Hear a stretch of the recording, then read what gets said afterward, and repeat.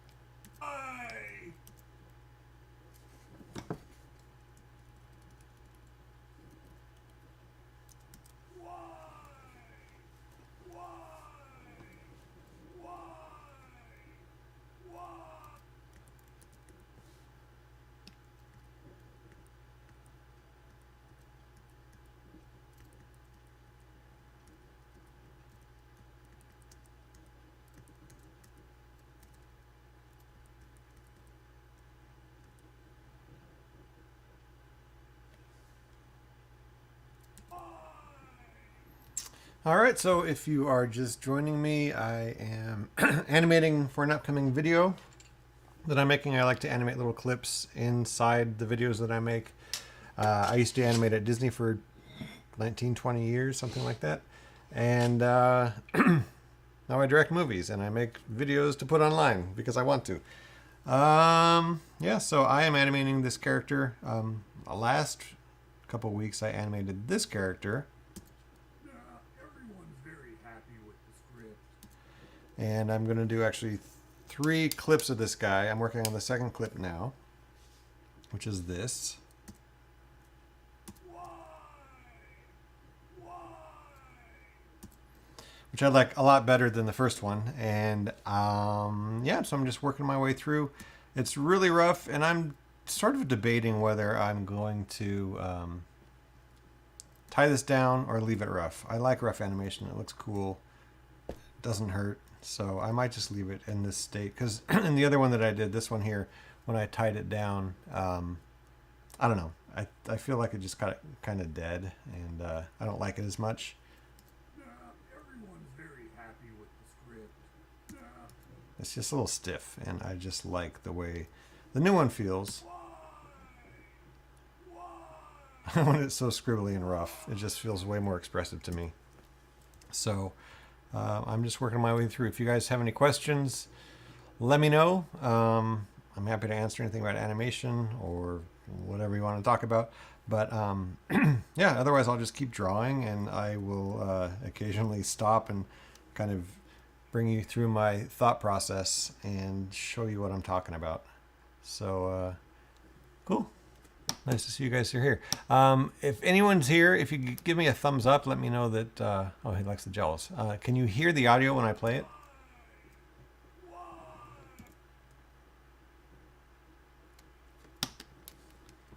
Well, let me know. Yeah, awesome, awesome. Yeah, I'm sort of playing with my setups. Like, I am so new to streaming, it's funny. But I'm streaming on TikTok, and I'm also streaming on YouTube. If you like a wide format, you can find me there. But either way works for me. I don't care. So I have in between kind of the first section here. It's only 48 frames. Like this timeline that you see here is the entire thing. It's 2 seconds long, 48 frames. And I am just going through and figuring out where to put my drawings. I fell into this trap. You can see it in the first half of this little scene. He's got arms or shoulders and a body, and then as soon as I get to here, it just disappears. So I would be smart to figure that out now. was pretty close here.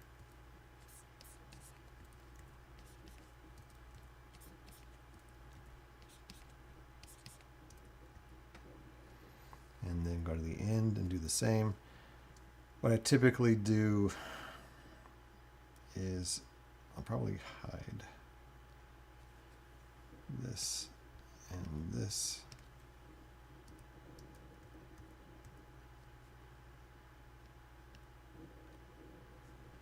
Actually, I'll undo that.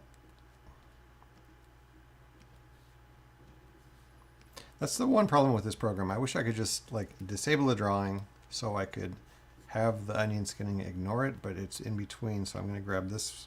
Let's see, this frame 23 and 35. I'm going to make myself a little note. 23, 35. And I'm going to move these kind of off screen so that I can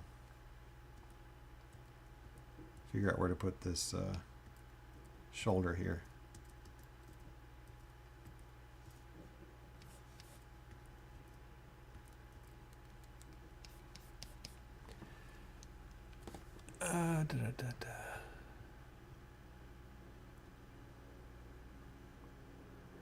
You don't see me drawing, it's just the drawing. You're right. I see that exactly. What are you seeing?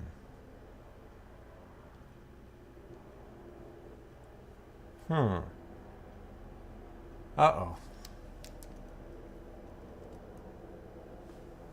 I'm not happy about that.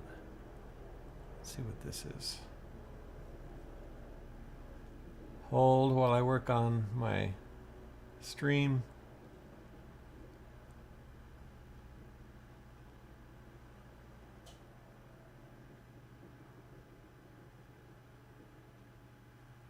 It should be here.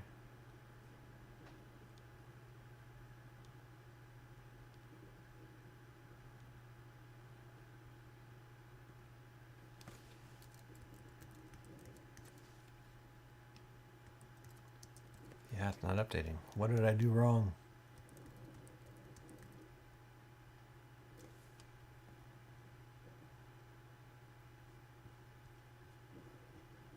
Oh no.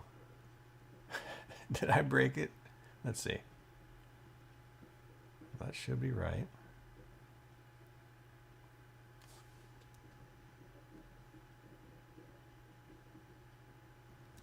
Sorry guys, I'm having a little technical difficulty.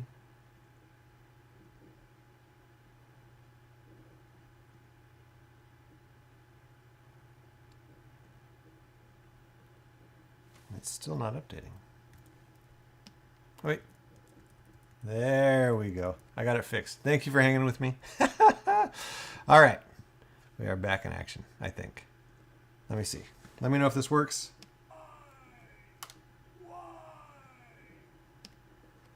That should work.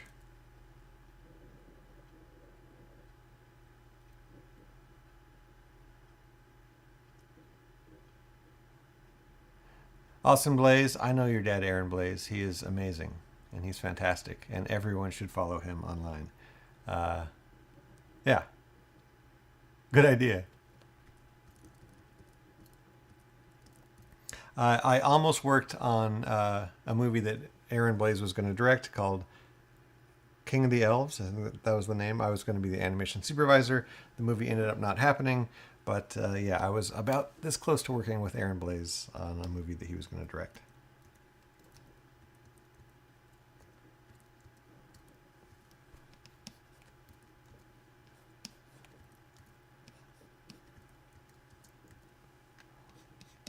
And he is sort of king of the online animation world. He's awesome.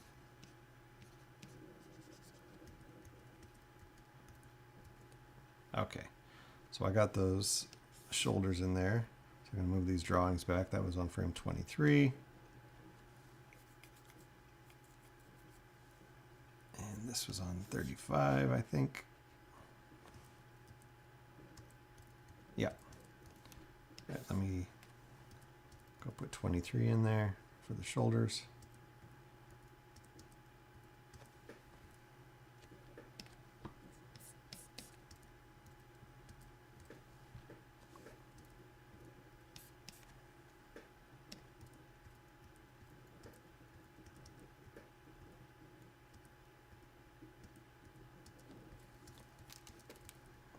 like where I drew that one. That's too close. There. That's just right. Goldilocks. All right, put this back on 35. Sorry, the chat goes by so quick, but I'm going to try to keep track. Let me do one thing really fast. All right. So on TikTok, what am I animating on? I'm animating on Clip Studio Paint.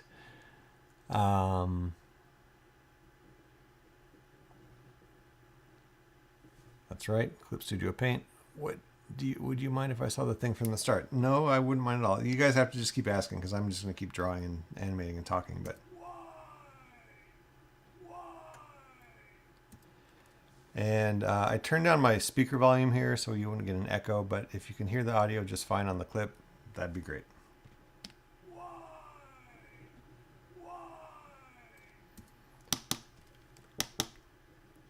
The nostrils.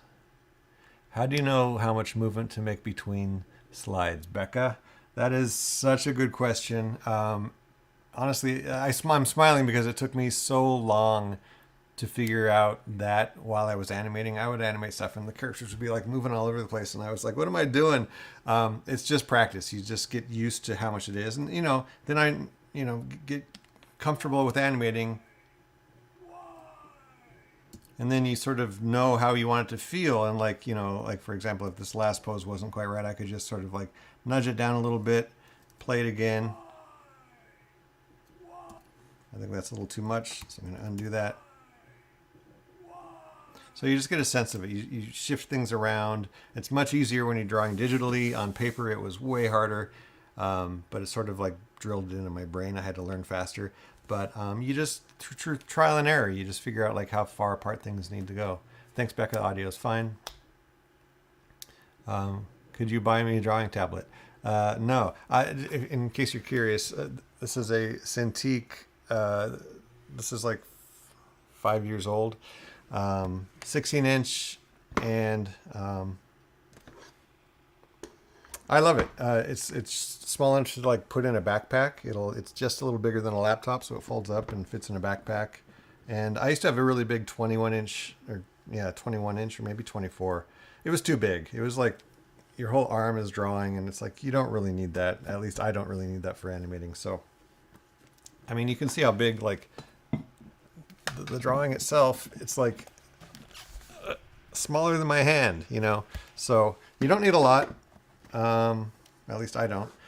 I find an iPad is too small.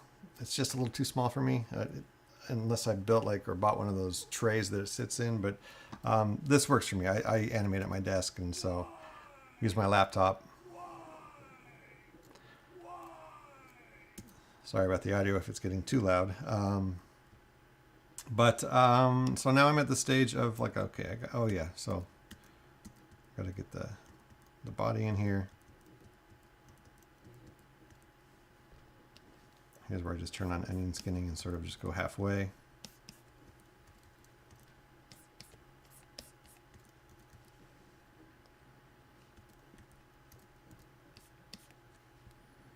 And I don't know if you can see this, but I'm drawing way off screen. This blue line is the edge of the screen. Like that's a 1080p screen. So anything outside of that line gets chopped off, but I still will come down here and like draw where his shirt collar is off screen, just so I know where it goes. Like when he's here on screen, you can see it. So I have to figure out where it goes. It's not a big deal. It's just like 2 lines, but still.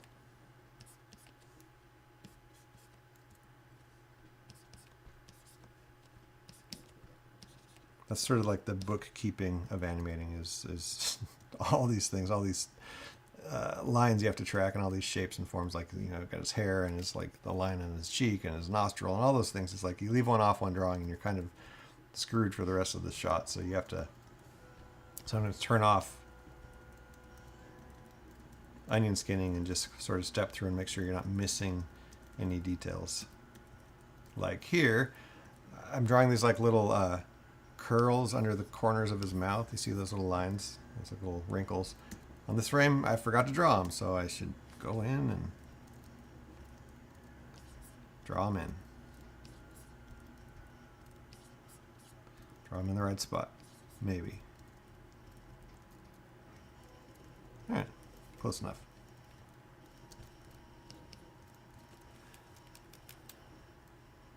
Do you create another layer over this that looks less like a sketch? Sometimes I do. Becca, like on this old scene, if I turn off the... I have a rough version of this scene under here. Everyone's very happy with the script. You know, sort of the same level of roughness that I'm doing today. Everyone's very happy with the script. And then you can see the sort of cleanup drawing laid on top of that right now. So they're both showing. I actually kind of like the way this looks, the way it's so sort of like sizzly and alive. And then if I turn off the underdrawing, this is just like the tied down drawing. I don't like this as much. It feels really dead to me when I tie my drawings down. It loses a lot of the life. And so I don't love the fact that I tied this down so much that it's just lost all the scribble, you know. So on this one, I'm not sure how much I'm going to do. I might just sort of like just rub it down a little bit with this, like there's this kneaded eraser tool. It's a big eraser like this. Make it a little smaller. But it just sort of like lightens the drawing when you go over it, which is nice. And you can draw back over it like you would on real paper. But yeah, so I technically, yeah, you would do a cleanup drawing on top of this. Actually, a tie-down drawing, and then you do a cleanup drawing, then you'd add color, and then you do like shadows. Like you could do like 6 layers when you're all done. But I'm doing this on my own, and this is just for like making a YouTube video sort of thing. So I'm not going to go crazy on it. How long did it take me to feel confident while drawing? Never. I've never felt confident while I was drawing. It's just one of those things. It's really hard for me. I will admit that it's a very, very difficult thing for me to draw. Some people are amazing at it, and they just like it just comes out of their pencil, and it's just magic. And for me, every line is like I'm thinking and I'm sweating, and it's really hard. So that's the truth. Wow, a lot of questions tonight. Do you know how long you want your animation to be before or after you start? Well, on this one, it was easy because I recorded audio, and the audio ended up being 48 frames long. So this scene is 48 frames. You can see it right here along this timeline. If you can see where my cursor is in the middle there. Is that updating too? Oh, that's not updating either, is it? Let me refresh that too. 1 second. Timeline. Restart capture. There we go. Now you can see what I'm talking about. Yeah, so the audio is this little sort of mountainous region in the middle of this timeline. Yeah, it's 48 frames long, so I knew the shot was 48 frames. That's basically like 24 drawings, which isn't that bad when you think about it, but it does take time. Call me Key. All right. I'm taking a film class next week and after graduating high school. Awesome. Do it. If you love it, do it. It's the best life ever. And Lapis, I'm guessing that's right, Lapis Crow. After graduating high school, I want to join the animation industry and direct things. Any tips? You know, I would say one good tip I have, I mean, it's sort of like a general life tip, and especially with directing. Like, I animated for 20 years before I thought about being a director. And now that I've been directing for 13 years, I love it. I wish I was directing sooner. I think I'm a better director than I ever was an animator. I'm a better director than I was an animator. And I always tell people, if they think that they want to be a director one day, just go for it. Like tell people, direct stuff. Tell people you want this job. Just go for it. Spread it to the universe. Like say the word and tell everyone that's what you want to do, because it's a great calling. And I wish I knew sooner. And if you're like in high school and you're like, I want to direct animation, like go for it. That's my advice. Like it's very general, big advice, but I think it's probably the most important advice I could give is like, just go at it. Um, what do we got here? I'm just looking further. Questions. Oh, artist mag. Yeah, I didn't go to art school. I didn't really go to art school either. I just took an animation class for 9 months. Awesome, you're a character designer for The Simpsons and Family Guy, I'm assuming. That's cool. That's great. Yes, I want to be an animator when I grow up. Do it. I mean, I could sit here all night and be like, yes, if that's what you want to do, go do it. It's the best. The industry is super rough right now. Hopefully it'll get better. Hopefully studios will start to make more things, which will allow more people to get jobs, and the whole industry will get healthier. But it's really rough right now. Someone says, I wanted to make cartoons for years, but I needed to climb a corporate ladder first. I get it. I mean, look, I'm doing this on the side because I just love doing it. I've missed animating, actually. You know, I've directed for 13 years. I haven't really animated in all that time. And I started animating like a year ago, just doing little things for my shorts and my videos on like YouTube and stuff. And I love it. So I'm just sitting here doing it because I love it. So you can have your corporate career that pays the bills, and you can also animate, you know, just like you can have a hobby, you can play a sport, and you can have a job. It's like they don't preclude each other. It would be nice to get paid to animate. That would be the dream, right? But not everyone can have that, but everyone can actually animate. It's kind of cool, whether you do stop motion or CG or hand drawn. It's like it's a hobby that's available to everyone. It's just, you just have to learn how to do it. You just start and you start going. Patrick Osborne. You know, Patrick Osborne's amazing. He's over here on YouTube, apparently, and he's like, wow, there must be a crowd on TikTok. There are a ton of people commenting on TikTok, and there's like, Patrick Osborne is on YouTube. So thank you, Patrick. So I'm like cross conversation right now. I got YouTube on one side and TikTok on the other. But if you know Patrick Osborne, he directed a Billie Eilish special. He's done. He created was the first director on Nimona. So anyhow, big shout out to my buddy Patrick. He's out there busting his hump like I am. So love it.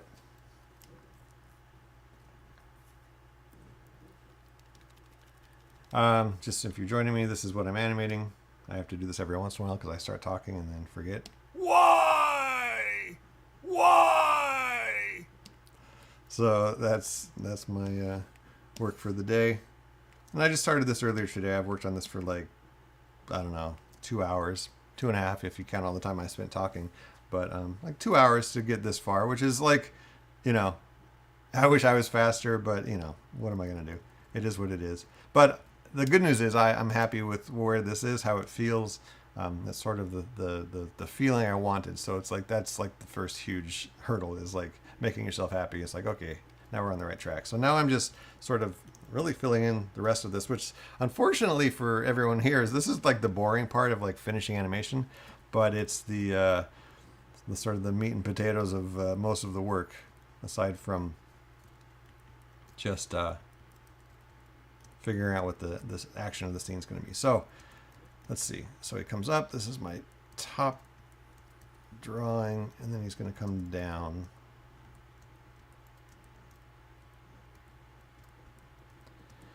I'm gonna kind of spread these out. What I have here is I have this drawing, which was my key, right? And then I went a little further with this drawing, which is like they always tell you, like, go past your keys. Like if you hit an extreme pose, like go even further and then come back. So I went a little further, but it's only 2 frames later, or actually 4 frames later. But I'm gonna kind of move it 1, 2, 3, 4. And then I'm going to move this sort of in the middle there so that I can spend more time. I'll play it back. You probably won't notice that much of a difference, but... Why?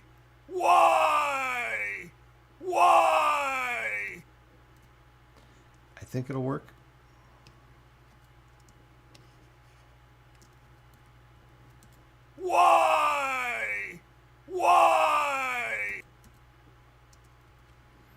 So then what that means is I just need drawings in between these drawings.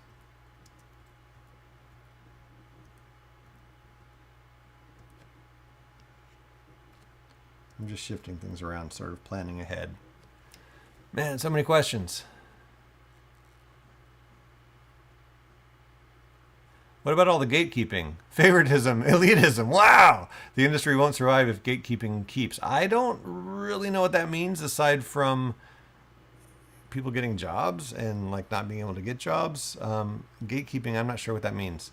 I've never seen people sort of like keeping secrets and not showing how it's done. You can learn how to animate just by going on YouTube. So, don't know.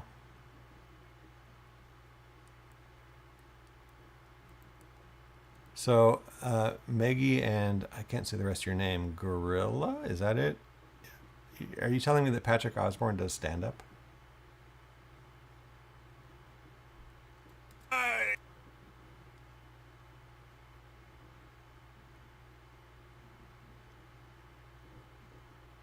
I look like someone from Elsbeth. What's Elsbeth? I must know who I look like. Hollywood nepotism. Hollywood nepotism. That's a hard one, especially in animation, because you sort of have to have the skills to work in animation. You can't just be someone's child and get a job like doing character designs. It doesn't really work that way. Like Glenn Keane and his daughter Claire are both astounding artists in their own right, and they do work together. Sometimes they don't. But like, she wouldn't get that job just because she's Glenn's daughter. Like, she's an amazing artist. So like, I don't really see like a lot of nepotism, gatekeeping. Aside from like just the barrier to get in, it's hard to get work in animation. You have to be really good. Any YouTubers I recommend? Aaron Blaze is an amazing teacher online. He has what's his thing? Creature character designer or something like that. That's his account. But Aaron Blaze, just look him up. His daughter was on this stream earlier saying hello. So yeah, he's fantastic. I'm trying to think of who else is out there. But there's all sorts of like, I've watched tutorials on like Clip Studio Paint, and this like really great anime guy who lives and works in Japan explaining how he draws on Clip Studio for his work. And so there's tons of YouTube videos out there.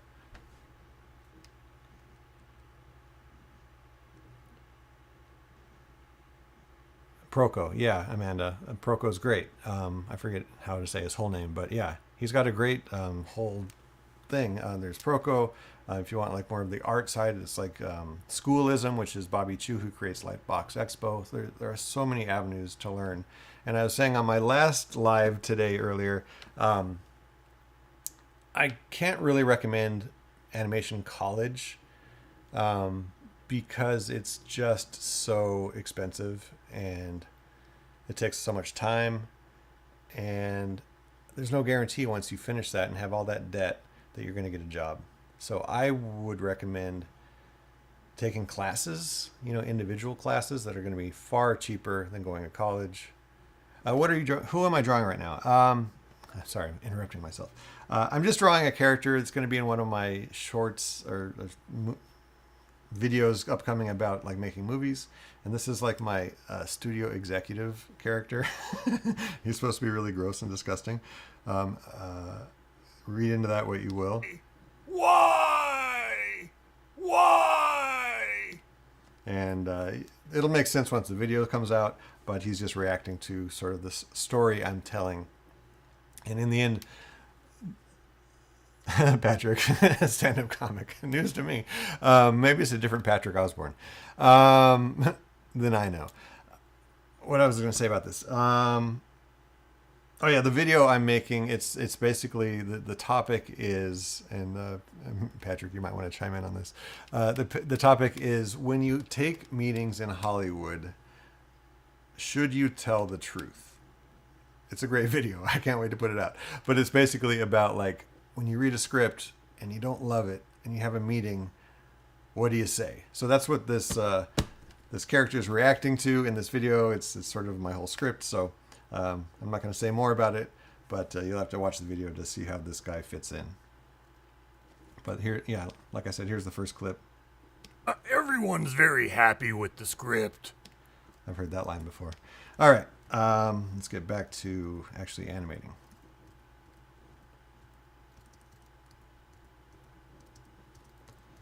This is like sometimes the hardest part for me is like I have these drawings, they're sort of timed out, they're all posed out, and then I'm like, well, where do I put them?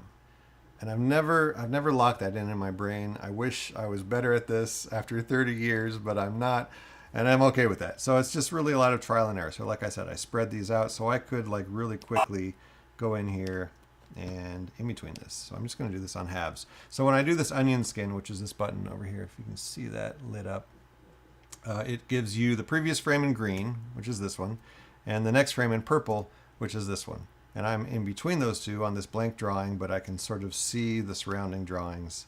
And so then I can just go in and sort of put the drawing, and I can go really fast here because it's just an in-between. It doesn't really matter. I'm just trying to connect the action. There's my nose. Interesting. I'm getting some weird lag on my drawing, which is horrible if you're trying to animate. Yeah, it's super laggy. It might be because I'm streaming. Who knows? I may be a one-platform streamer if this is the case.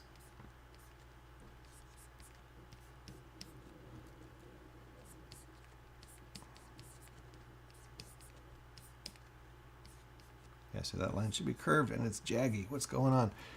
Oh, technology. It's wonderful. So this is just really rough to fill in the action here.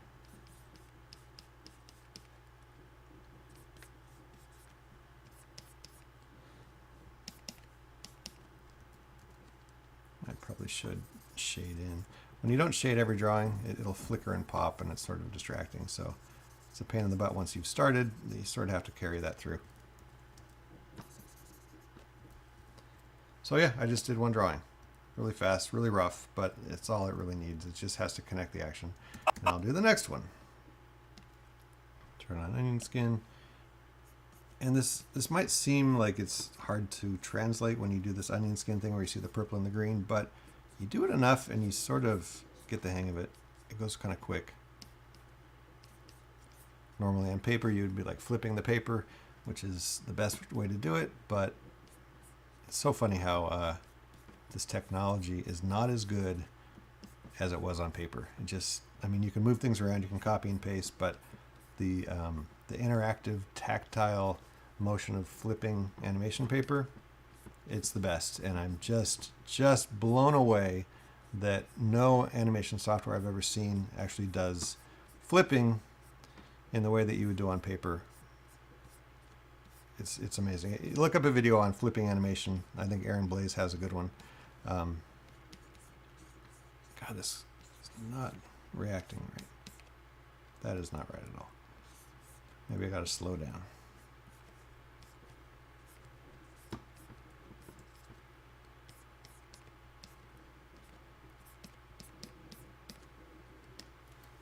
Okay, 2 in between scenes. See, they can go fast. I've just done 2 out of 24 drawings. I got to do that math.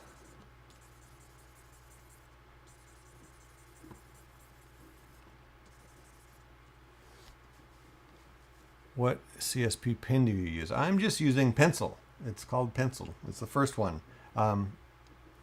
What I don't love about it, I always mention this, is if you draw like very vertically on the tablet, it's great because you get a nice kind of crisp line.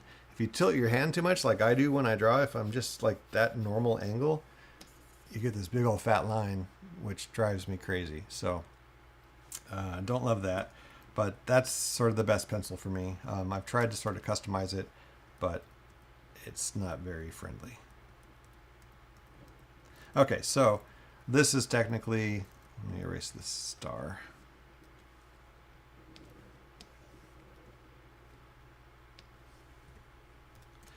So this drawing is like really the highest point of my animation. Like I said, I had this key, where was it? Over here. I drew one even further, which is now sort of my real key or my second key. And so from here on, he's going to drop down to this final pose. So let's start dropping down. So what you can see here is his head and body are still sort of shifting this way.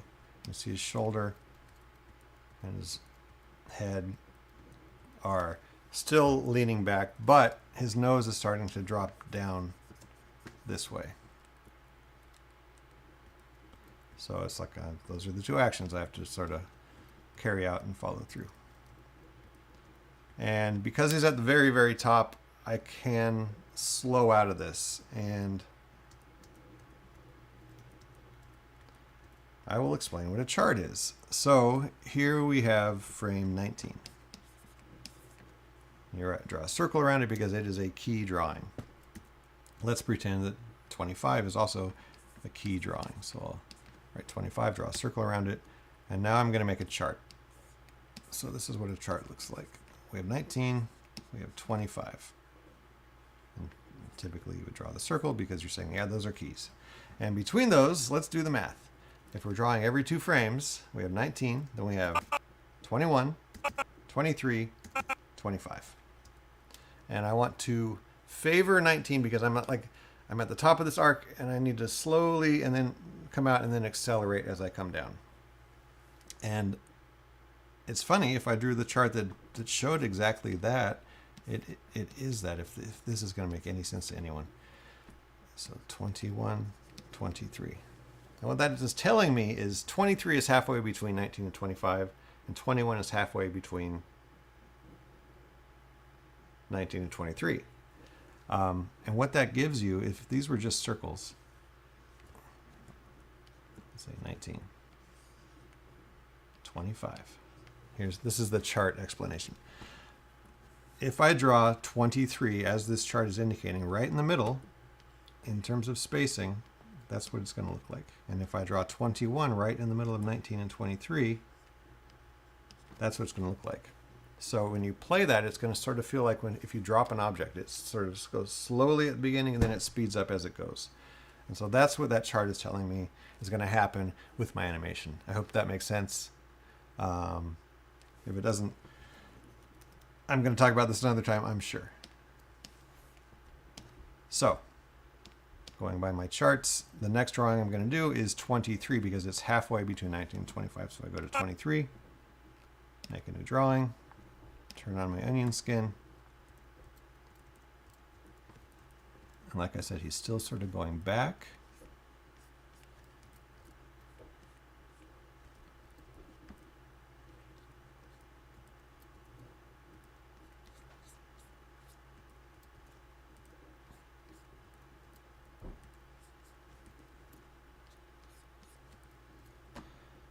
My pen is really acting up. It's like not drawing accurate lines, which is insane, but these are only in-betweens. We should be all right. It's interesting too because as he's coming down, his mouth is shutting, so his jaw is coming up. So not everything moves in the same direction in an in-between. Like his head and body are going this way, his nose is coming down, his chin and bottom lip are going up. So you just have to sort of pay attention, keep all these things in mind. Like there's the wrinkle under his mouth, his mouth corner. His upper lip is coming down with his nose.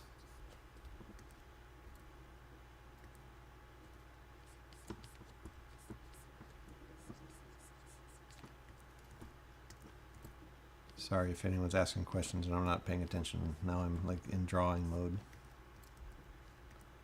His tongue is like almost in the same spot, which is sort of interesting.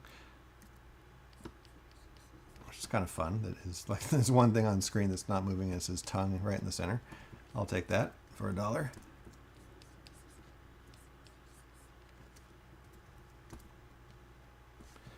His jowls are down here, kind of coming up. Nose is coming down.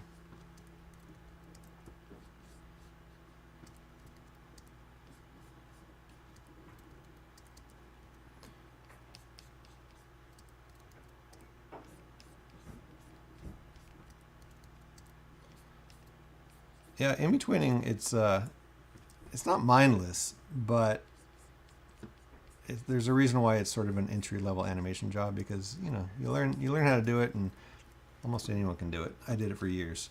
So this is like the work where you put your headphones on and play music and just zone out.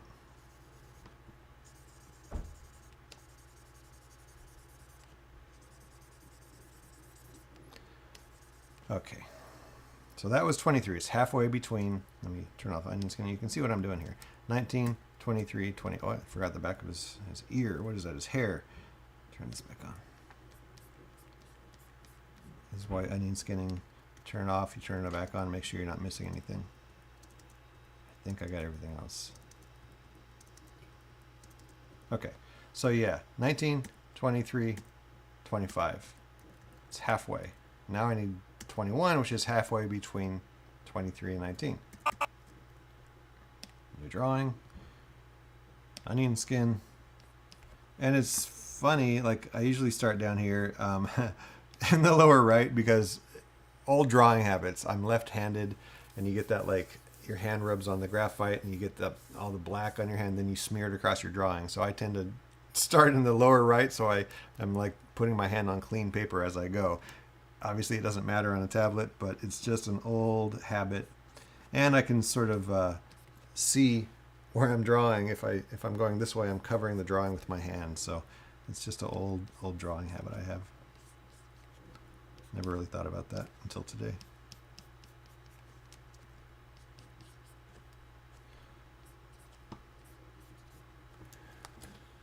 Okay. Boy, people are talking. That's good. Clip Studio Paint for Dummies. You're in the right place. Yeah,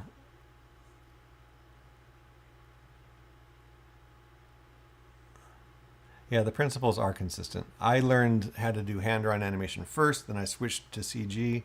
I'm really glad I did it that way, because I really learned like the fundamentals of animation by drawing, and then I just applied that to CG animation. The nice thing about CG animation for me was I didn't have to draw anymore. And like I said earlier, drawing has always been really hard for me.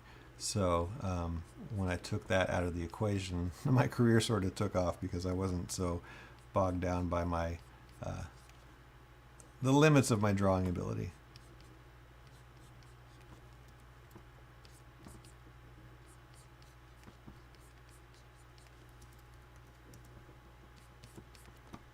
Boy, my tablet is not doing well. Nothing against this tablet. I think it's just my computer's being bogged down by this stream I'm trying to do.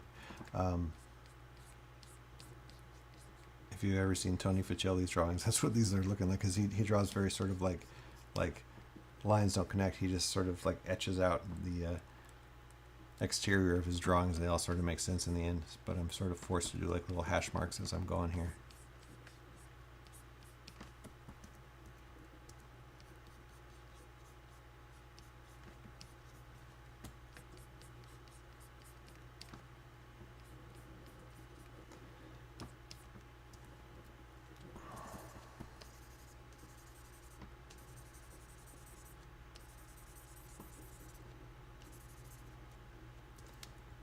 Okay, so I just did those. So let's see what that looks like. Why? Why? Why? Why? Okay. So obviously from 19 to 25, I'm coming down, just starting to come down, and then I'm really going to drop into this. Question is how fast. And one thing, like, if you don't really know, sort of, I don't know if it's the best practice, it's what I do a lot, is I'll just put a drawing right in the middle. If this is 25, that's 35, I'll come in here, where is this, 31, let's say, and I'll just do a half, and then I can sort of slide it around and see where that should live. So let's just do that as an example.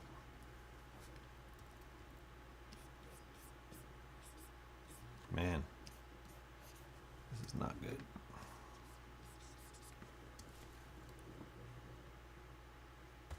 What's my opinion of indie animation?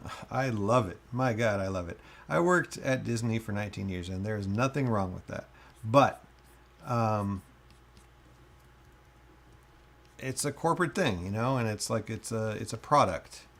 And as great as the movies are, I'm always super excited when I see indie animation happening. And like, you know, Flo won the Oscar. I couldn't have been happier that year.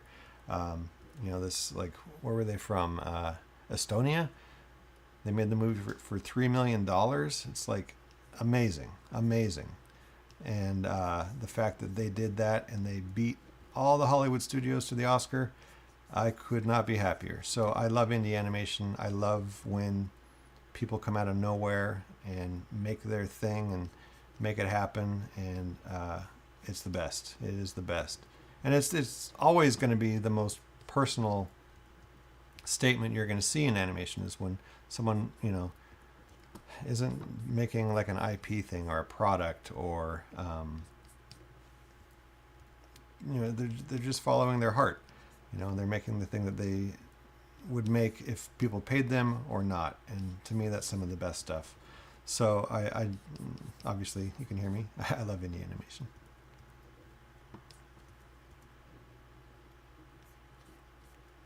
I have a lot of opinions about all this stuff. Some are suitable for airwaves, but some I will maybe pass on. But yeah, I should have a podcast.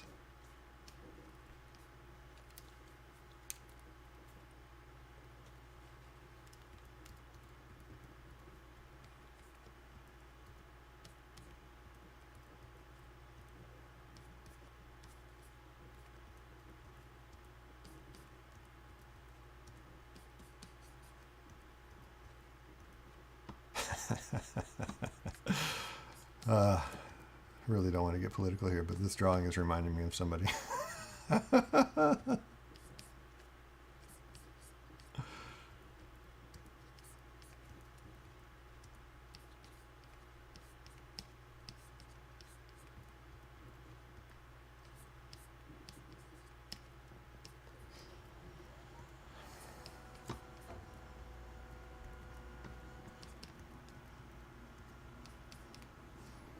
Turn off onion skin, make sure I didn't lose anything, and look, I didn't draw his body.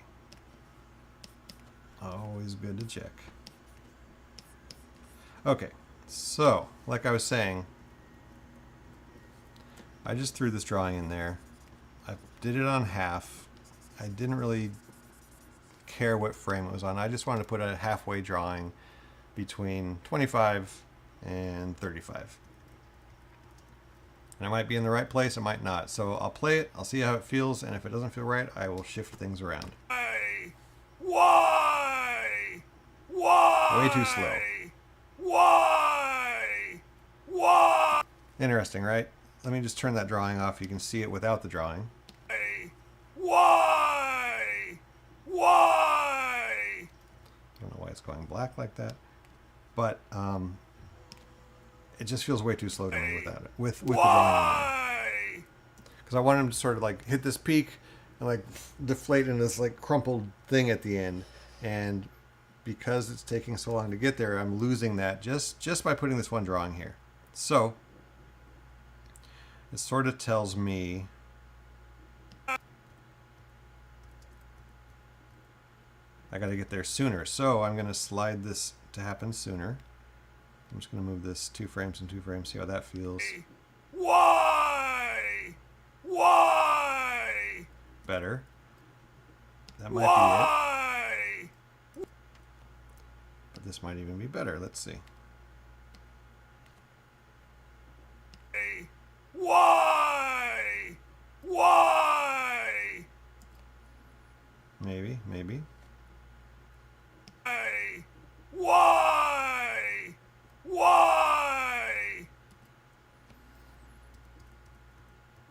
I think what's going to end up happening is I'm going to have this big settle at the end. It's sort of like if this was a curve.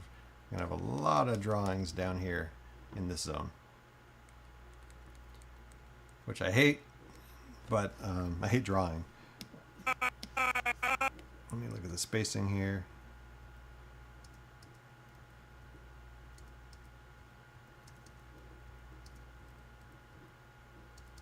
Yeah, I think I might be okay. So I'm going to sort of stick with this timing now where I've shifted these drawings around. I'm going to put a new drawing in here.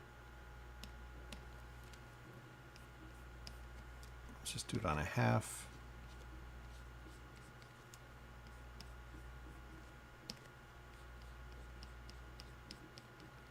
I'm drawing very short strokes because my pen is not reacting the way it should be. So if I do a long line, it's going to screw up. So that's why I'm drawing so sort of scratchy, which I don't really like, but I'm surviving.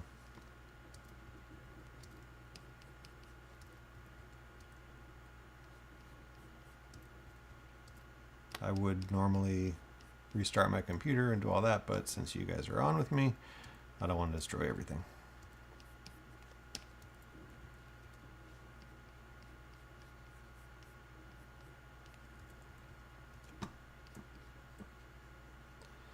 You know, what's funny is like I'm like shifting drawings around and trying new timing and doing like half drawings as placeholders, and there are people in the world that don't have to think that way, and they just know exactly what to do, and they are the best, and I love them, but I don't have those skills. I've always been sort of a sort of peck and search sort of animator. I'm like, I think this is going to work, and I move things around, and I try drawings, and I shift timing until it does what I want. And I'm okay with that. I still find it fun. I actually find it more fun now that I'm not doing it professionally. I'm just doing it for myself. It's actually way better for me, because I just draw what I want, and when it's good enough for me, it's good enough, and takes off a lot of the pressure, and I just enjoy it a lot more. So I'm glad I started doing this again, because I didn't, you know, I liked having my job and I liked animating at Disney and all that stuff, but like, man, the pressure was intense on myself, you know, my self-imposed pressure to be great and all that crap. Okay, so let's see this. Why? Why? Why? I think it's working. I think it's working. And really, it's like I want to settle into this pretty soon at the end. So I'm basically going to do, there's not enough room over here, so I'm going to do my chart on the other side. So we have frame. It's not 35 anymore. It's 31. Get a real eraser. There we go. So this is 31. I'll draw it over here. 31. And then we're going to, currently it's 43, so I'll just go with that. So 31, 43. I know I don't want to spend too much time up here. I want to get down to here. This is up, this is down. Up, down. I want to get to the down pretty quickly. I want to like slide into it. And if you remember that curve I drew, it is sort of that idea where it's like you're going to spend less time getting there and more time in the settle. And what that means on a chart, at least for me, is the next drawing after 31 is going to be halfway there. You're just going to cut it in half right away. And then the next drawing is going to be halfway there. So there's 35. And I mean, I could just do the next drawing. It's probably the best for what I'm going for here. And you have 39, which is a half. And then you have 41 tucked way in there. So we're looking at 1, 2, 3, 4, 5 in-betweens to get from up to down. That might even be too soft, but we'll see. This is quite good. Oh, thanks, Orb. Sleepy Bunny Ghost, you're going to sleep. All right, appropriate. How long have I been animating? I animated at Disney for about 20 years. And I left them 2013, so I've been directing since then. So it's been a long time since I've animated. I'm really actually pretty rusty. It's funny. You would think this would be better in my brain, but like I feel just as as lost as I did when I was animating back in the day, which is not a bad thing. It's sort of a exciting feeling to figure things out, and not always have the answers. One other thing that I want to mention here, this is just animation stuff. If I just did straight in-betweens, for example, let me turn this off. Say we have, how do I explain this? Say we have a pendulum, like a clock, and it's swinging back and forth, right? It swings on a curve, like I'm drawing a curve connecting these things, because if you drew something in between, you would draw it down here on the curve and down here on the curve. So it's always sort of like moving in an arc. It's easy sometimes when you're doing in-betweens to forget that and draw, oh, we have a circle here and a circle here, so the circle next must be right in the middle of those two. And then the circle going this way must be right in the middle of those two. And what that gets you is not a natural arc in space. You're going to get linear sort of in-betweens the way like a computer would do it before you fix the splines. Statin Tunes, I'm animating a clip for a video I'm making, like a YouTube video. I make videos about making movies, and I like to throw animation in, so I make stuff for myself. So I wonder if I can just tuck that away, and I'll play what I have so far. Why? Why? So that's what I'm animating. Where was I? Oh yeah, so the arcs. So you want to be aware of arcs, and there's not a lot of arcs going on right now in this little section, but there are some. So let's look at them. So his nose is coming down and settling back. So there's an arc here. And his chin is sort of arcing here. There's not a lot, but there's some. Like his ear wants to like settle back this way. So when I'm doing this halfway drawing, I don't want to just like miss that arc. I want to push things to like follow the arcs, the paths of action. So it's just something I keep in mind. So when I draw this nose, I kind of look at this curve and this curve of like the tips of the other noses, and I put mine just outside of it. So it feels like it's kind of swooping down. It's a subtle thing, but if you don't think that way, your animation gets really stiff. So you see how like this nostril is like following this sort of path.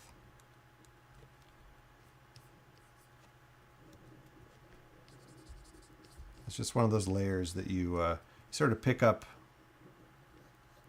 over the course of your career. Like when you're doing in-betweens, which is like entry level, you learn that. It's like it's a big part of that job, and so it's like it gets hammered into your head, and then you sort of like add new skills as you go.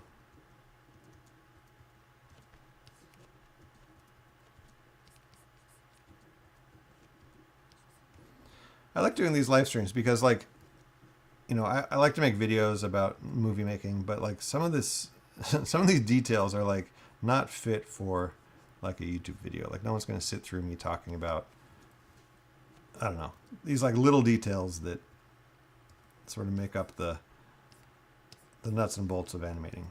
But they come up here while I'm drawing, and it really seems appropriate to like cover it in this sort of format.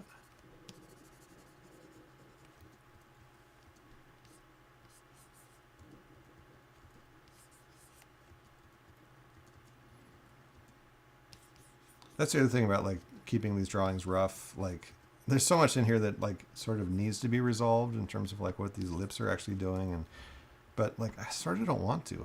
I like how rough it is and unkempt it is. It's funny, my stylus is getting a little better.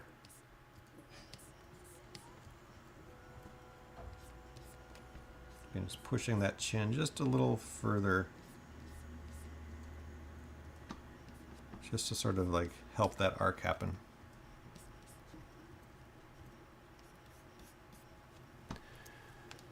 Oh, where are we? I'm just looking at comments. Timing. Lapis Crow is having a hard time understanding timing. Yeah. I mean, timing and spacing go hand in hand. They're like inseparable, and you can't have one without the other. And so sometimes it's a spacing issue, and sometimes it's a timing issue. Timing meaning what frame your drawing is on, and spacing meaning, you know, like these charts I'm doing, like how are you spacing your drawings? And those are like two levers, right? And you can pull each lever and change your scene. You can move a drawing and change the feeling of the scene. You can change the spacing of a drawing and not change the timing and change the feeling of your scene. So it's like, it's really trial and error. And it's like the biggest thing that I had to figure out is like, how do I take what's in my head and what I want to see on the screen, right? You have to imagine it, you have to see it, and then you have to animate and you have to play it, and you have to like allow your mind to see the two versions, the one you want and the one you're watching, and figure out, and is what I'm doing getting me what I want? And if it's not, you have to sort of figure out like, how do I get there? And that's the hard part of animating. It just takes experience, but like the more you do it and the more you really, really scrutinize what you're doing, and you adjust and like you fix it, and you finally get it to work. Like that's what trains your brain how to do spacing and timing. And it's funny, maybe I've told the story before, but like when I took my very first animation class, I did the bouncing ball, you know, like 12 frames of a ball bouncing up and down, hitting the ground and bouncing back up in a cycle. And the first time I filmed it, I drew it and I filmed it. There was something wrong. It was just that spacing was weird, and like it kind of squished for too long at the bottom because you feel like you need a lot of drawings to show how it's squishing, so that it was just off. And so I sat there and I analyzed it and I thought about it, and I kind of looked at the way other people did ball bounces, and I went back and did it again, and it worked. And I swear to God, that is why I am an animator today, because that moment when I was like, oh my God, I can fix it, I can make it better, I can like turn the screws and make it work. That's the magic of animating.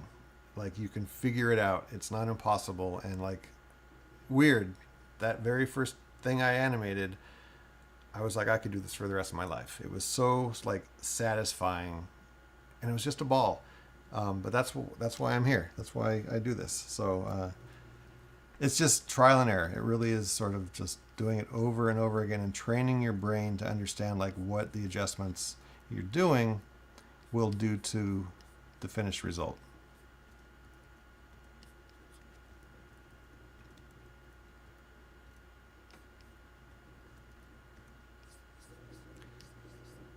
Deep Thoughts with Clay Cadis. And it's so weird to stream. You guys tell me, are there other platforms where it's like you can actually talk to people? Because it's so weird to sit here and talk to a string of texts, and I'm like the only one talking. It's so strange. I want like a room where we can all just hang out and talk. I guess if I did like Discord, that could happen, right?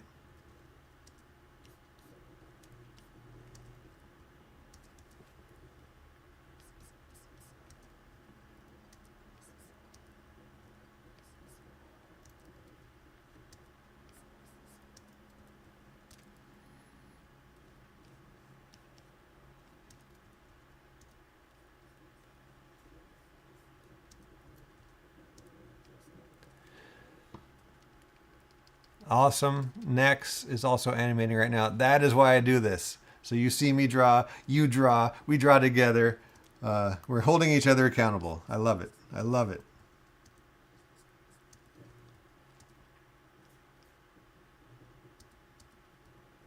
All right, so just one other little detail I'm looking at right now and thinking out loud. I know like the spacing, right? 31 to 33, there's a big drop to 43. So I'm just going to delay the hair a little bit just because I'm going to get some free overlap. So it's not a direct in between. It's actually pushing up a little. I can go even more. So then when I finally come down to the bottom, it'll sort of do an automatic settle. So it's like just building that stuff in. You get that as you do it more. let's see how this is feeling, just to make sure. And this is something that like you never did in hand drawing animation. You wouldn't do one drawing and then go shoot it and play it, and then you know, go fix and then shoot the next drawing. Like you would wait, you would draw the whole thing out, you would shoot the whole thing, you would watch it, and then you would go. I'm talking about on paper. Then you would go fix it, and then you would go and shoot it again. So you would have these moments away from watching it play back, and you just it trains you faster. Then this is like a crutch. Having a computer is a crutch. I'm an old man. Why? Why? Why? Why? I think it's working. It's funny. My only doubt right now is if this 35 being a half is going to be what I want.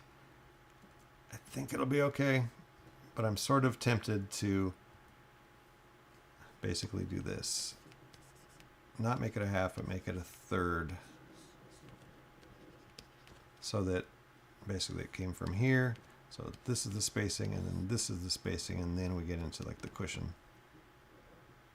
It's a subtle difference between this half and this third. It's really like, you know, this much distance right here. I think I'm going to do it. I know. Ooh, bold animation move. But otherwise, I think it's going to be too soft of a cushion. And doing this third helps me push into that last drawing just a little tighter. So I'm going to redo this chart on the bottom half. Doesn't really make much of a difference. It just changes how I draw 35. So here's a third. And you know it's a third because there are 3 pieces to this arc. Doesn't matter how accurate it is. When there's 2, that means a half. When there's 3, that means a third. Sometimes you'll see, not really that often, you might see like 1, 2, 3, a fourth. You know, that's, I've never seen that. You could do it though, and it would make sense. But I'm just going to do a third, and then I have to redo these halves down here. So 37, 39, 41. So the important thing right now is do 35 on a third, favoring 43. I hope this is interesting to anyone. I don't know. To me, it's fascinating, but again, like I said, this is not the exciting part of animating. This is like the paperwork part of it, where you're finishing the drawings and filling things in.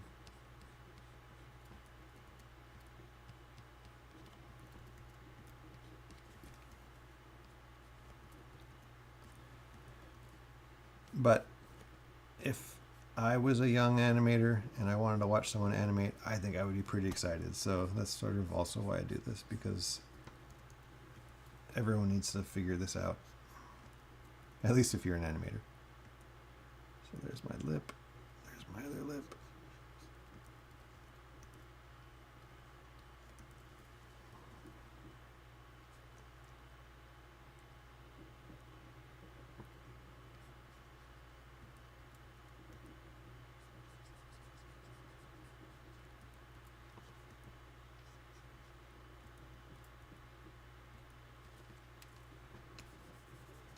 Missing my thirds. Let's see. Sometimes it's easier without the onion skin. In this case, I don't think so. Okay, so there's my lip. And there's my lip. I think this is where I want to go.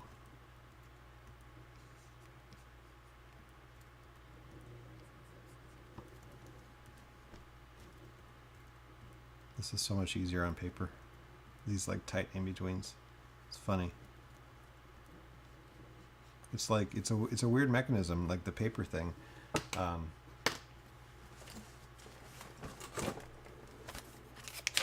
Because it's like it works like this, right?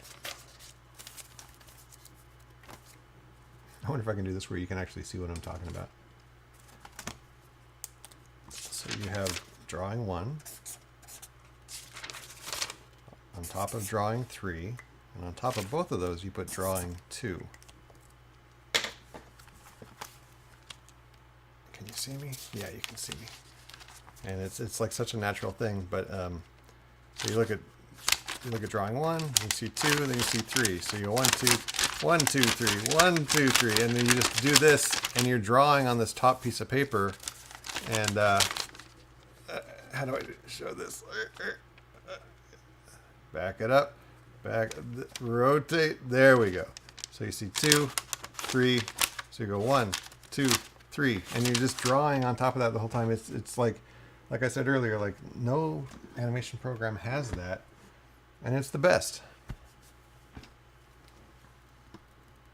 And it really helps doing stuff like this where you're like trying to figure out where to put that line. It's definitely an analog thing that has never been beaten.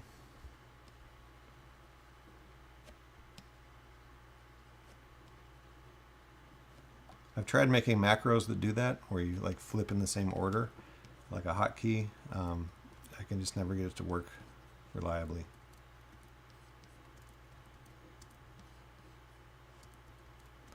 Got to remember to do my thirds, so it's not just halves. All right, nose, thirds, thirds, thirds. So basically, you can see what I'm doing, where I'm favoring the purple over the green. I'm not doing it halfway, doing it 2/3 towards the purple.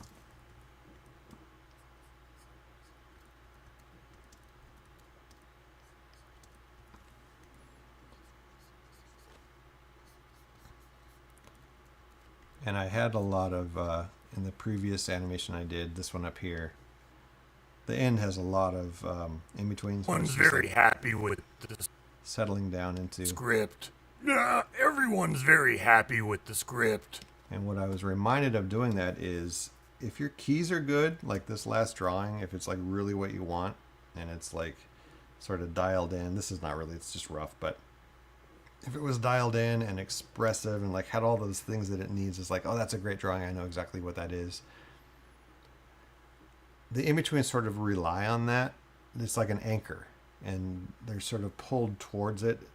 This is very like philosophical, but as long as your keys are good, your in-betweens can suffer a little bit, and your key sort of overpowers them. It's a weird phenomena that I've experienced, but as long as your keys are strong, you're going to be in good shape.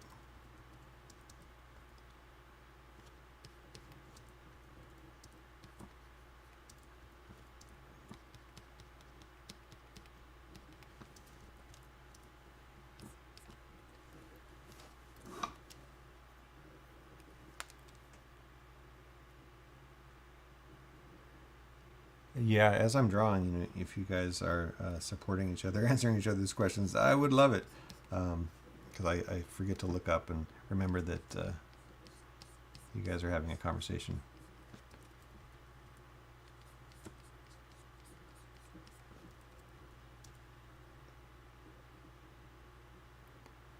And the hair, I'm not going to do a third. I'm going to sort of do like a half, just to favor that drag that I put in on this pose.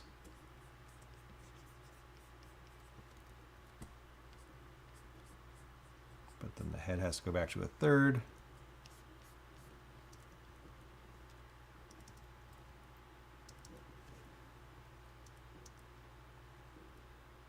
And I can see that I forgot to put lips, so I'm going to pull my in-between out of the way and fix this one. It's wrinkly lips. That are sort of like the key to making this guy even grosser. It's weird how big lips on a guy are not very appealing. Like big, like liver lips.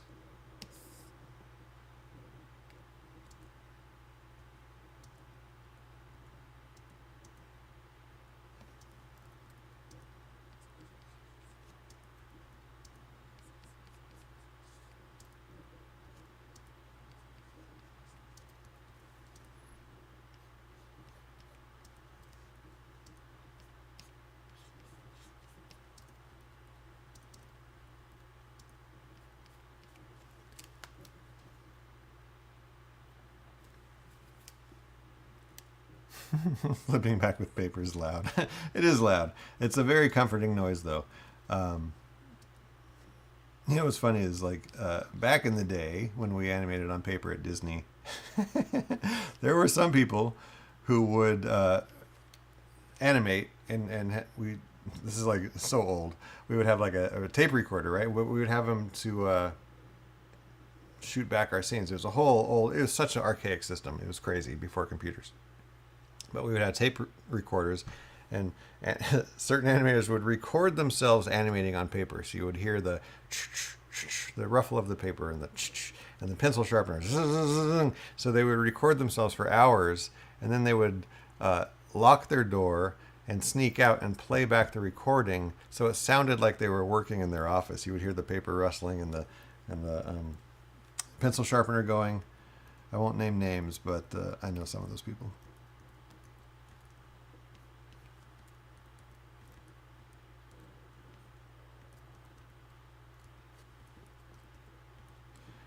Here's where I turn off the onion skin to see what I'm forgetting.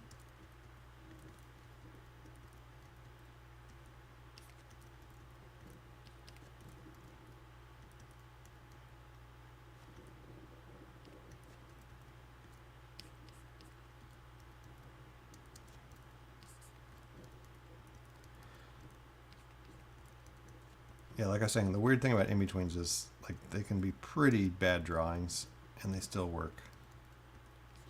Sort of magic.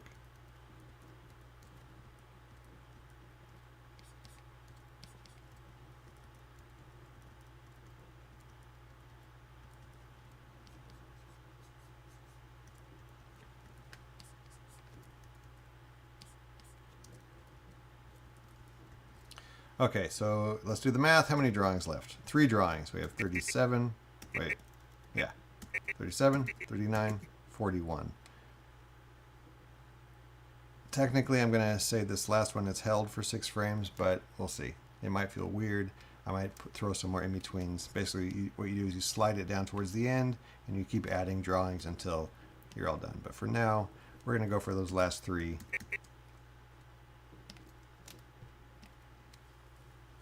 And now if we go back to the chart, we did 35, so now everything else is just a half of a half of a half. So half, half, half all the way down.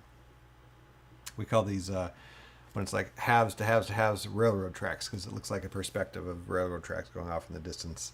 As an in-betweener, that was always your worst nightmare, to get 2 keys with a set of railroad track timing charts, because you know what you're going to be doing for the rest of the day is basically tracing drawings.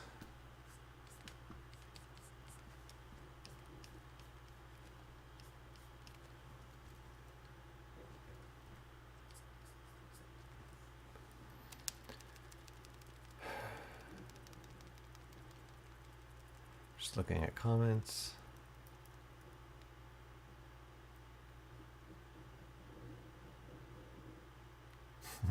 Next random thing, but I have fully taught myself on how to animate.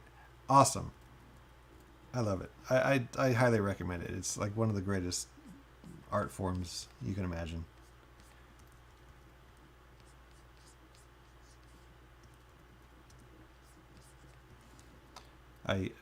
I consider myself very lucky that I found animation, and that led to directing, because I think they're 2 of the best things a person could do with their life. At least 2 of the best things I could do with my life. You know, they really fit me.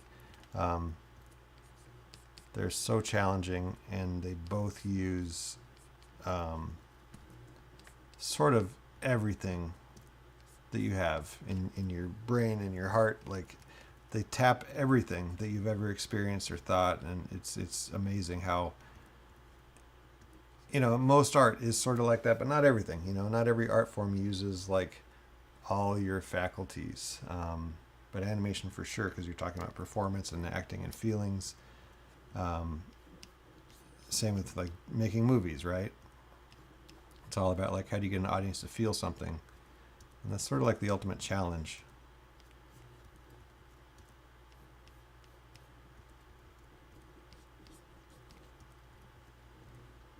And, you know, it's funny, like, I've done this a long time, my whole life pretty much, and I still am like, maybe I can get good at this.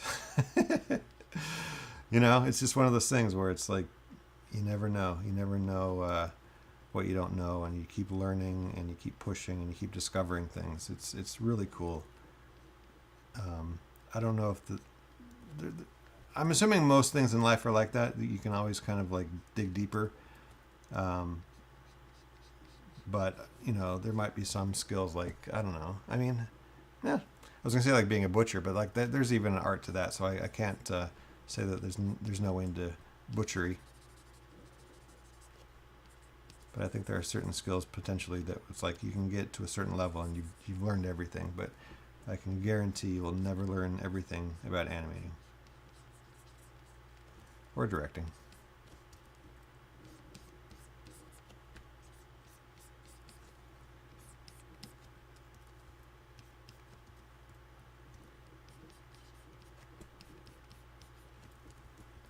So I always remember that people are joining sometimes, so if I can explain what I'm doing. I like to animate little bits for the videos I make online, just because I enjoy it for no other reason. And so this is just one of those little videos that I'm making for an upcoming, or animation clip that I'm making for an upcoming video.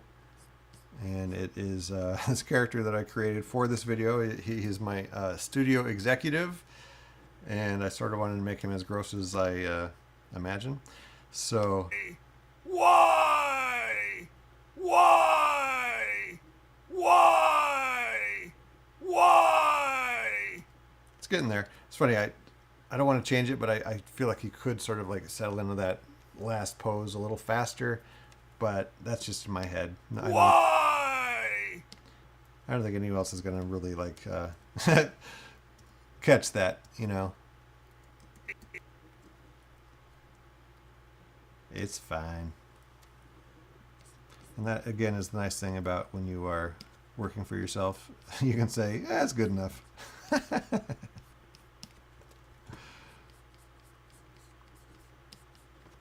And sometimes it's not, you know, like I've mentioned before, like this other scene that I did.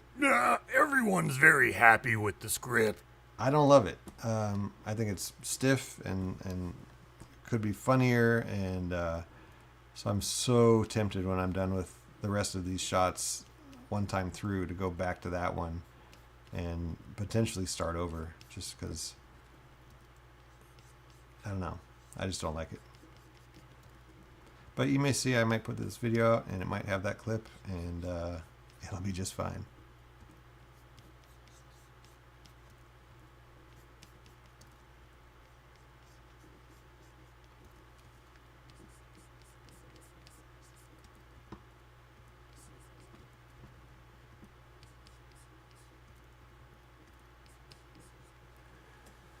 Oh, it looks great. Thanks. Now my kryptonite is timing. If I'm not animating to a sound, timing becomes awkward for me. Yeah, I mean, sound really helps. If you have dialogue that you're animating to, my goodness, it is so helpful because you have, you know, guideposts. You have sort of targets to hit, frames you have to have certain ideas on. So yeah, animating to dialogue is great. You know, one of the hardest things is animating pantomime. You know, like a character that doesn't talk. All of it is up to you, and it can be really hard. One trick that Nick Raniere told me that I've always loved. He did Hades and Hercules. He did Miko the raccoon in Pocahontas. Lumiere in Beauty and the Beast. He's a master. But he did Miko, who didn't talk, and so he would sort of make his own dialogue, where like he would, how would he do this? He would act like the character's thoughts were the dialogue, right? So if like he hears a noise, he goes, "What's that?" You know, like kind of like says, "What's that?" to drive the timing. So use the character's thinking to set it up, and you might even record your own audio to do that. You're basically laying an audio track that the character's mouth never moves to, but it's like their body is going through the motions of these thoughts. So you're not just sort of blindly trying to figure out like how to make a character think. You're running the thoughts through their brain, and then you're just having their body react accordingly. I always like that tip.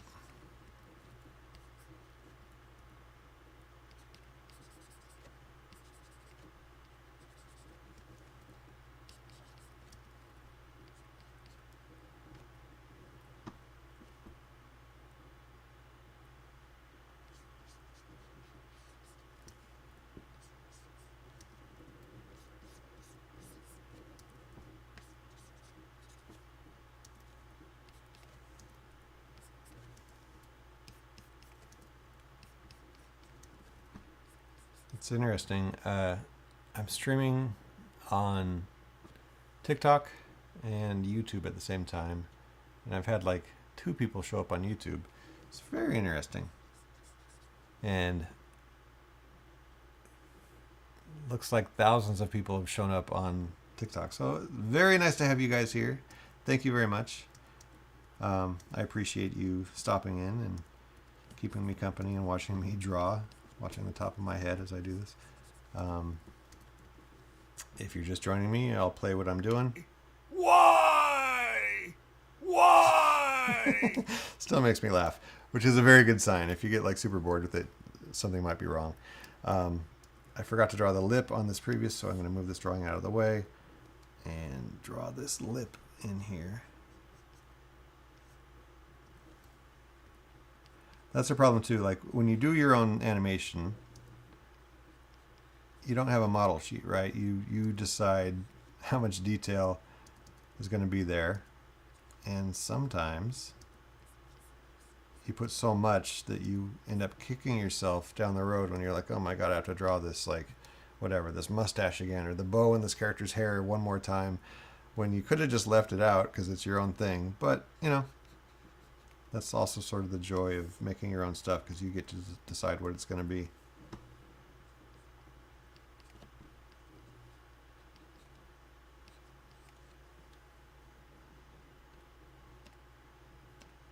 So that's where the onion skin toggle comes in handy, because you see what you're missing. I'm missing like an eyelid over here. Obviously the top of his head.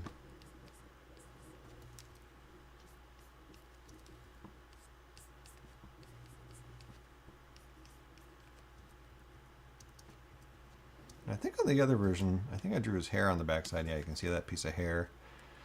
I didn't do it on this one, but let's just pretend it's just turned a little bit further away from the camera.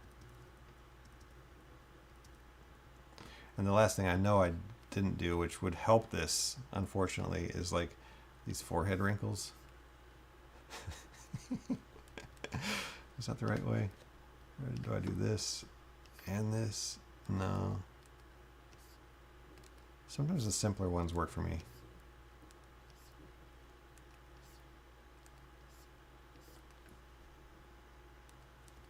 I think I need a little more bend. But that means I got to go back and figure out where I stopped doing them, right about here.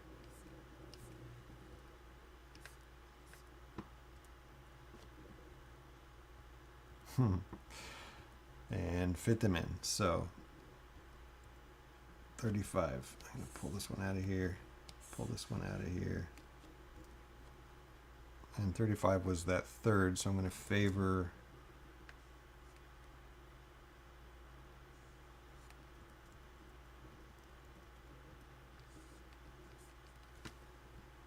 this one back.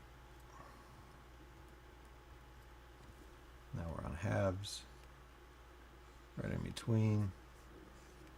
And again, like, you see how sloppy I am. It's just like, they're just in betweens. 39.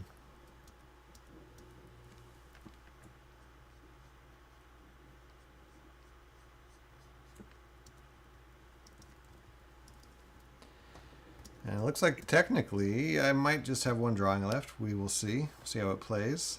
I might be good with it. I might not.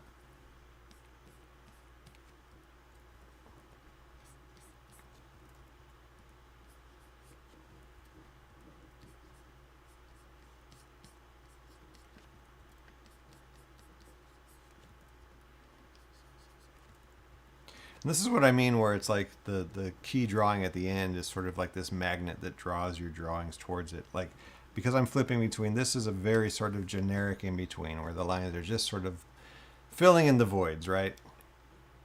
But I'm going into this one that I sort of like worked on a little harder. But I'm drawing this drawing in between, and my brain can't help but see how much information is in this one compared to this one. And so as I'm drawing and doing the in between, I just can't help but making it more like the last drawing, which is a good thing because the last drawing is a better drawing. It's just weird how that works out. I might even start like putting more lines in there to match the last drawing.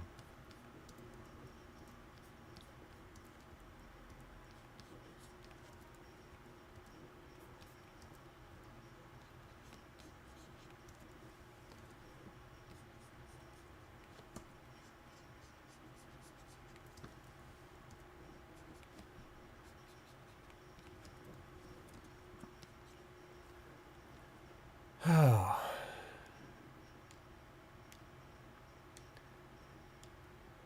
Statin Tunes. I've been spending 5 whole days on this animatic I'm making. I know the feeling. I have a video on my YouTube. It's got like this gopher in it that I animated, a groundhog or a gopher. Man, I spent like weeks on that thing. And it's funny because like the video got like 90 views. I was like, oh my God. It was a good lesson. But I did like full color and tones, and I did everything. I animated a rattlesnake eating the gopher. I did everything. But it was fun. I still think it's worth it. I'm glad I did it. But I know the feeling when you're just like, man, is this ever going to end? Even this, I've only been working on this little rough animation for like 1 day. But I'm sort of like, my brain's like, all right, what's next? Partly because when you're animating, like so much is in the setup, the initial part when you're trying to figure it out. I'm probably going to end up, I don't know if I can. I live streamed the first part where I was like really sort of like deciding what to do, which is probably the most interesting part of this. I'd do a drawing and think, oh, that doesn't work. Or like this last drawing, it didn't feel pained enough. So it's like I redrew this mouth a couple times and I was like, oh yeah, that feels kind of miserable. So that's like the exciting end of animating where you're like solving problems. But when you get to this end, you're just like waiting for it to end.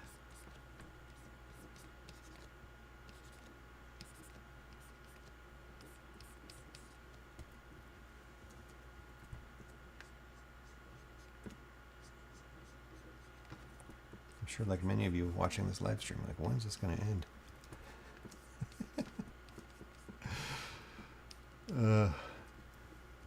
It's funny, I talked about this the last time I live streamed, so sorry about the repeat stories. But when you animate, typically you share an office with another animator, unless you're a superstar and you have your own room. But I never really did as a 2D animator because I wasn't a superstar. But you kind of do this. You sit there all day and you draw and you talk to your roommate and they talk to you and you're sort of laughing, and it's such a great vibe. It's such a great culture that, God, is it going away? Is animation dying? I hope not, at least hand-drawn. It's just such a great experience. Let me see, I'm just deleting extra sketches so they're not distracting.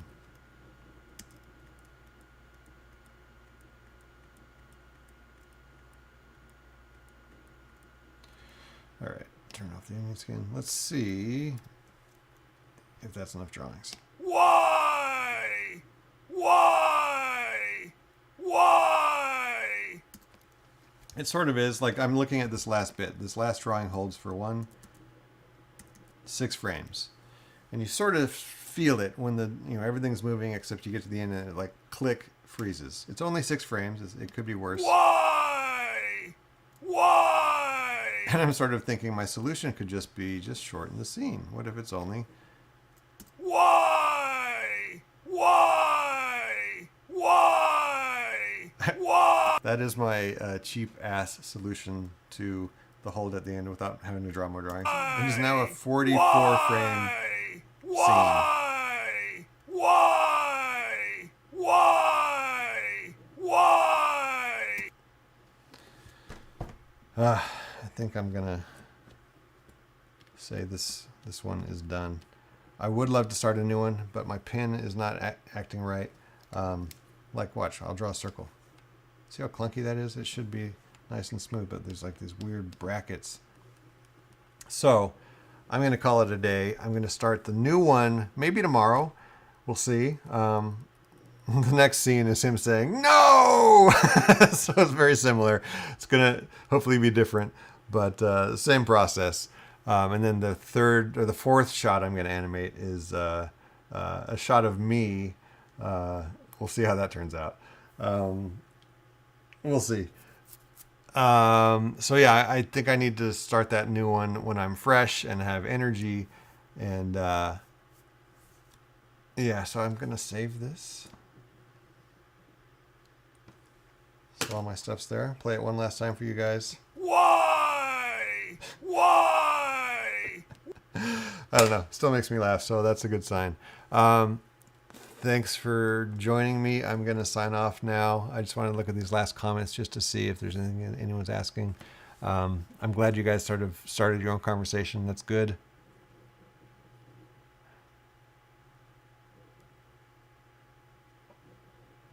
Sorry, I'm just reading. Yep. I'm just seeing what you guys are talking about. I feel your pain. Oh, people sent me things. A finger heart, a slice of cake. I don't know what that means, but thank you.